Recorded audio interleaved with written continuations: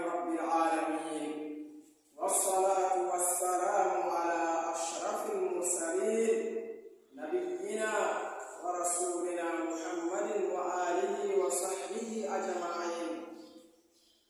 ومن تبعهم بإحسان إلى يوم الدين. أما بعد، مرمسون وأرخبوني نخاخنتا قريبان سبتا وذكرى ونتفرق على الله الخير يا والله نجوم ورخاصكم من طلعنا كم قال ونقامو مرا سونين كرتا تنغتي سوق متى تنتم بسوق كنغني غامبي سنغال موريتاني مالي أرجنتين ليبي سونين كم قطو سيرو مدنا كل الحمد لله الله تعالى قرآن سونين كل نوع عندنا دمان يقول كل كبير الله كل كتير مغسرين يرانا أكاديمي كل كرجانا فاريدة نانغتي gouvernement kidekini nan kolle ke itimete golle ke alayna so de kan kanna wati be de sese dunde be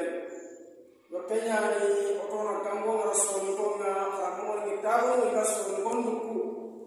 ina kanne ke khara so ni kan patu nya fa ko arabe ko tibalante so ni kan patu nya fa ko faransa ko tibalante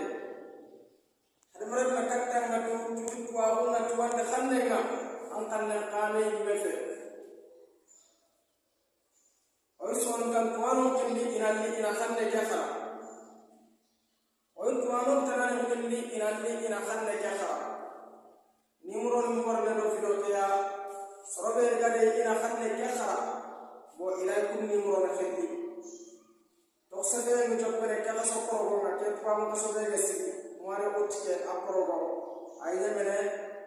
mananga mois septembre premier nga kembre septembre le 5 xaranga mi joppere maro musulmango o kembre tok sefeke amma sara sufati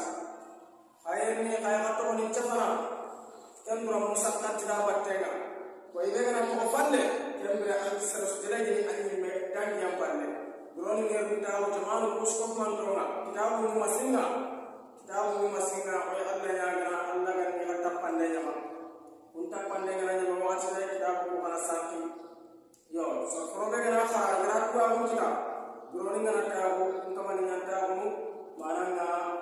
so ni kan kanne ngara ga pun duroni ya so ni kan kanne seraf serbana profe